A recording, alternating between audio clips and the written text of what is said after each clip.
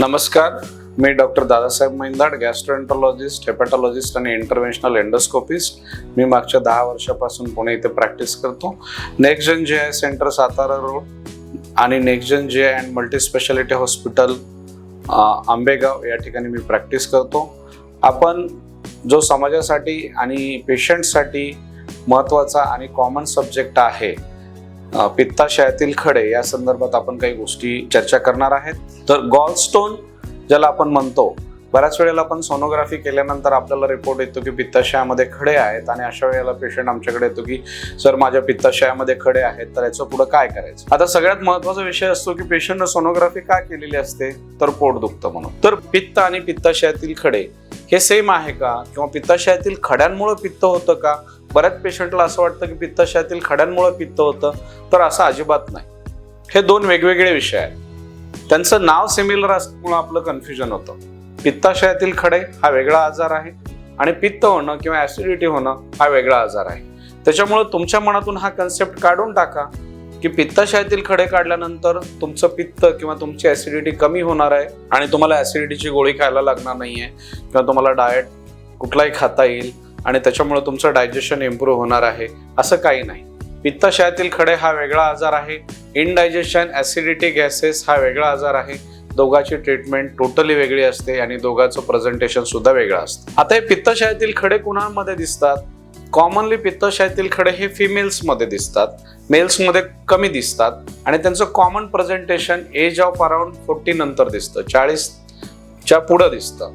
जे obese patients असतात, diabetic patients असतात, ज्यांचं कोलेस्ट्रॉल जास्त असतं, लिपिड जास्त असतं, सेडेंटरी लाईफ असतं, एक्सरसाइज कमी असते, अशा लोकांमध्ये पित्ताशयातील खडे जास्त दिसतात.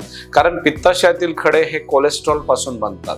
त्याच्यामध्ये काही हार्मोनल इफेक्ट सुद्धा असतात, ज्याच्यामुळे हे मोर कॉमनली फिमेल्समध्ये दिसतात आणि मेल्समध्ये कमी दिसतात. सिम्पटम्स काय असतात, त्याची लक्षणं काय, पित्ताशयातील खड्यांची लक्षणं काय?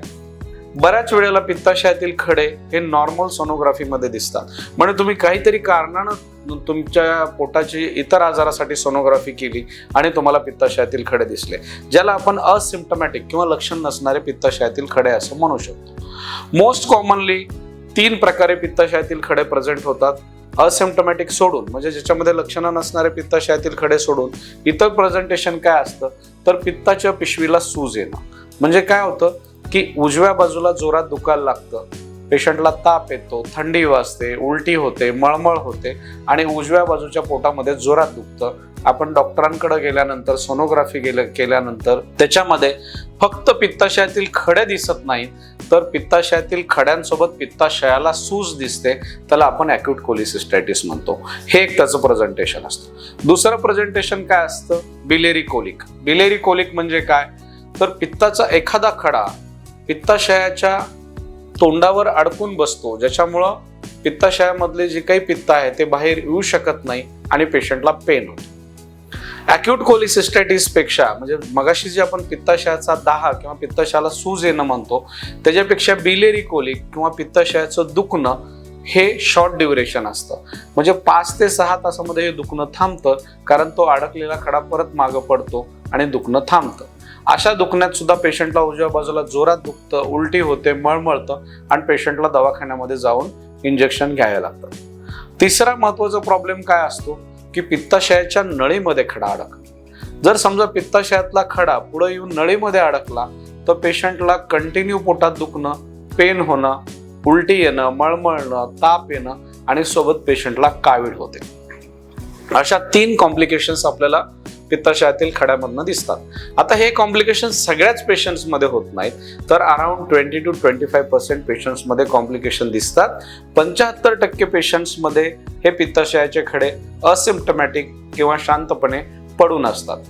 इव्हॅल्युएशन काय केलं पाहिजे किंवा त्याचं निदान कसं केलं पाहिजे? जसं आपण म्हटलं की सोनोग्राफी हा बेस्ट इन्व्हेस्टिगेशन मेथड आहे, ज्याच्यामध्ये तुम्हाला पित्ताशयातील खडे दिसतात. उपाशी पोटी सोनोग्राफी केली तर आपल्याला पित्ताशय चांगलं दिसतं आणि पित्ताशयातील खडे आपल्याला व्यवस्थित दिसतात. पित्ताशयामध्ये खडे किती आहेत किंवा साईज काय आहे, ती छोटी आहे, ती मोठी आहे, ती वाढली, ती कमी झाली, खड्यांची संख्या वाढली, असं पेशंटचं बऱ्याच वेळेला कन्फ्युजन असतं. खडे कितीही असले, कितीही साईजचे असले, कुठल्याही साईजचे असले, तरी त्याची ट्रीटमेंट पॅटर्न हा एकच असतो.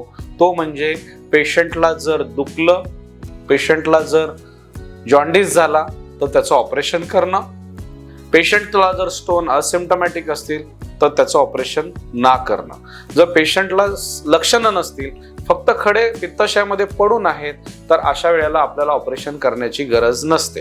जेव्हा हे खडे आपल्याला त्रास द्यायला चालू करतात, म्हणजे पित्ताच्या पिशवीला सूज येते, पित्ताशयाच्या पिशवीच्या तोंडावर खडा येऊन अडकतो किंवा पित्ताच्या नळीमध्ये खडा अडकतो, त्याला आपल्याला ऑपरेट करावं लागतं, ते पित्ताशय आपल्याला काढावं लागतं. बऱ्याच वेळेला पेशंटचा प्रश्न असतो की सर मग हे खडे विरघळायचं औषध द्या, आपण खडे विरघळवले तर चालणार नाही का? पण अशा कुठल्याही प्रकारचं औषध बाजारात उपलब्ध नाही की ज्याच्यामुळे हे खडे विरघळू शकतील.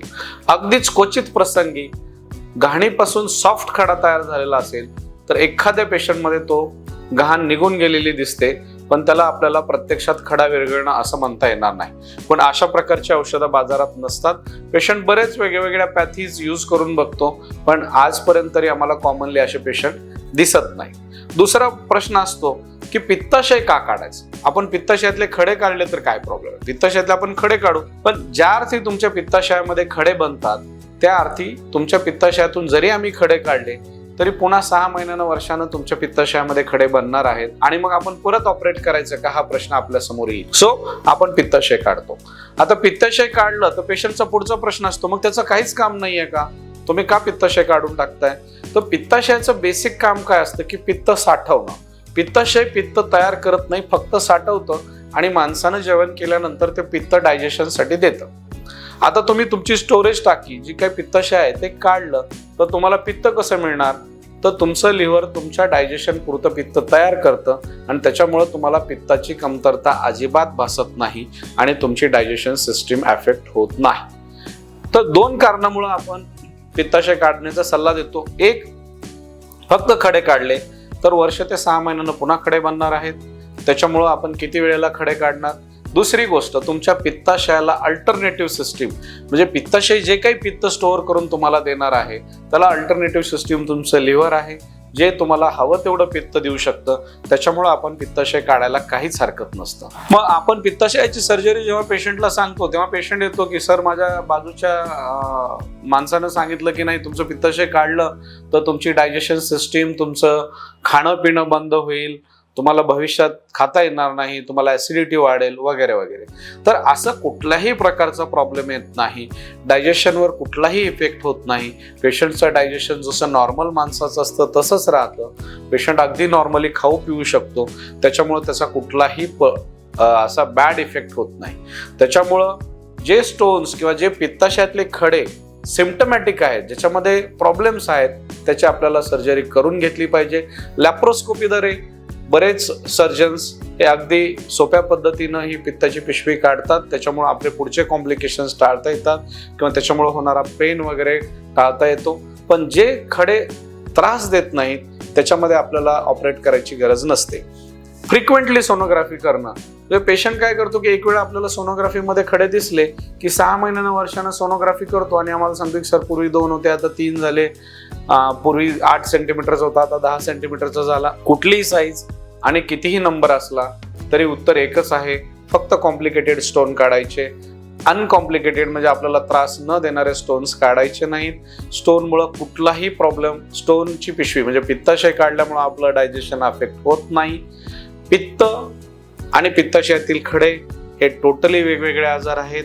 दोघांची वेगवेगळी ट्रीटमेंट आपल्याला करून घ्यावी लागते आणि पित्ताचे खडे असतील आणि तरी पित्ताच्या पिशवीला सूज नाही तरी सुद्धा तुमच्या पोटात दुखतंय, तुम्हाला इनडायजेशन होत आहे, याचा अर्थ तुमच्या पित्तांच्या खड्याचा प्रॉब्लेम नाही तर तुम्हाला पित्ताचा प्रॉब्लेम आहे, ऍसिडिटीचा प्रॉब्लेम आहे, इनडायजेशनचा प्रॉब्लेम आहे. तर तुम्ही त्याची ट्रीटमेंट करून घ्या आणि याच्याकडे तुम्हाला दुर्लक्षित करायला काहीच हरकत नाही. अशा प्रकारचा कुठलाही सल्ला पाहिजे असेल तर आमच्या सेंटरवर त्याचं योग्य निदान करून योग्य ट्रीटमेंट उपलब्ध आहे. आमच्याशी संपर्क साधा. धन्यवाद.